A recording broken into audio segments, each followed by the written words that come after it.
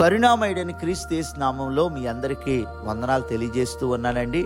ఒక వాక్యాన్ని చదువుకుందాం. 42వ కీర్తన 1వ వచనం. దుప్పి నీటి వాగుల కొరకు ఆశపడినట్లు దేవా నీ కొరకు నా ప్రాణము ఆశపడుచున్నది. కోరహు కుమారులు రచించిన ఈ 42వ కీర్తనలో ఈ చక్కని మాటలు మనం చదువుతున్నామండి. ఇది కోరహు కుమారుల యొక్క వ్యక్తిగతమైనటువంటి అనుభవం అన్నమాట. అనుభవంతో కూడుకున్నటువంటి కీర్తన అని చెప్పొచ్చు మనం. వారు ఏమంటున్నారంటే, దేవా నీ కొరకు నా ప్రాణము ఆశపడుచున్నది. ఈ వచనాన్ని మనం ఆలోచన చేసినట్లయితే ఈ లోకంలో చాలామంది అనేకమైన ఆశలు కలిగి ఉంటారండి. మనిషే ఒక ఆశాజీవి కదా. కొంతమంది అయితే చెడ్డవాటిని ఆశపడుతూ నష్టపోతూ ఉంటారు. నేత్రాశ, శరీరాశ, ధనాశ, పేరాశ, ఇలాంటి చెడ్డవాటిని ఆశపడి ఎన్నో కష్టాల పాలైపోతూ ఉంటారు. అయితే కోరహు కుమారులు దేని కొరకు ఆశపడుతున్నారు ఈ కీర్తనలో చాలా చక్కగా చెప్తూ ఉన్నారండి. 42వ కీర్తన 1వ వచనాన్ని మనం క్లియర్గా ఒకసారి చదివినట్లయితే, దుప్పి నీటి వాగుల కొరకు ఆశపడినట్లు దేవా నీ కొరకు నా ప్రాణం ఆశపడుచున్నది. వారు దేని కొరకు ఆశపడుతూ ఉన్నారండి? దేవుని కొరకు ఆశపడుతున్నారు. ఎందుకని దేవుని కొరకు ఆశ కలిగి ఉన్నారో ఆ కీర్తనలో చక్కగా వివరిస్తూ ఉన్నారండి. 5వ వచనంలో చెప్తారు, దేవుడు మా రక్షణకర్త.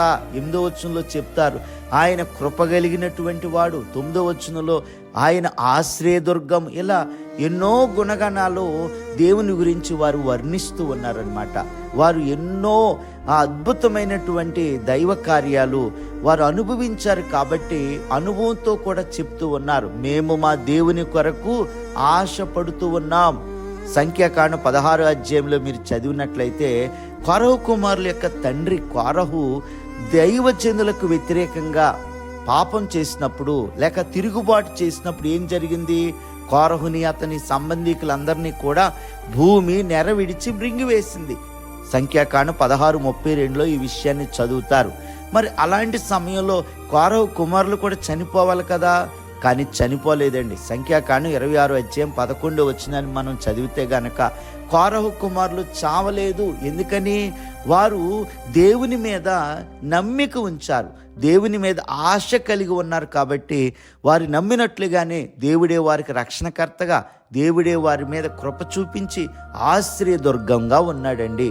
వారు దేవుని కొరకు ఏ ఆశ అయితే కలిగి ఉన్నారో ఆ ఆశ వ్యర్థము కాలేదండి. అలాగే 84వ కీర్తన 21వ వచనాన్ని మనం చదివినట్ల ఇది కూడా కోరహు కుమారులు రచించినటువంటి కీర్తనేనండి. ఈ 21వ వచనంలో మరొక అనుభవం చెప్తారు. వారు దేవుని మందిరావరణములను చూడవలెనని ఆశ కలిగి ఉన్నారంటండి. ఎటువంటి ఆశ కలిగి ఉన్నారు? దేవుని మందిరం యొక్క ఆవరణం చూడాలి అంటే మందిరంలోకి వెళ్ళాలి, మందిరంలో సమయాన్ని గడపాలి, ప్రార్థన చేయాలి, వాక్యం చదవాలి, మందిరంలో దేవుని యొక్క ప్రసన్నతను మేము చూడాలి అనే ఆశను వారు కలిగి ఉంటున్నారండి. ఎందుకు మందిరంలో ఉండాలని ఆశపడుతూ ఉన్నారు? 84వ కీర్తనలోనే 4వ చరణంలో చెప్తారు, నీ మందిరమునందు నివసించు వారు ధన్యులు అంటారు. 84వ కీర్తన 10వ చరణంలో చెప్తారు, నీ మందిరంలో నీ ఆలయంలో ఒక్క దినము గడుపుట 1000 దినముల కంటే శ్రేష్టము. చూసారా మందిరాన్ని ఎంత ప్రేమిస్తూ ఉన్నారో. అందుకే మందిరంలో ఉన్నారు కాబట్టే వారు కాపాడబడ్డారు, ఉగ్రత నుంచి రక్షించబడ్డారు. మరి గమనిస్తున్నారా? ఈ వాక్యాన్ని ఆలకిస్తున్న సోదరుడా సోదరి, నీ ఆశ ఎటువంటి ఆశ? చెడ్డాశలు ఉన్నాయా? పేరాశలు ఉన్నాయా? శరీరాశలు ఉన్నాయా? లోకాశలు ఉన్నాయా?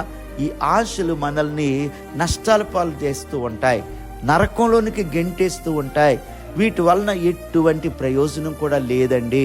అయితే కోరహు కుమారుల వలె దేవుని కొరకు మనం ఆశపడినట్లయితే, దేవుని మందిరంలో ఉండటానికి మనం ఆశ కలిగినట్లయితే గనక కాపాడబడతాం.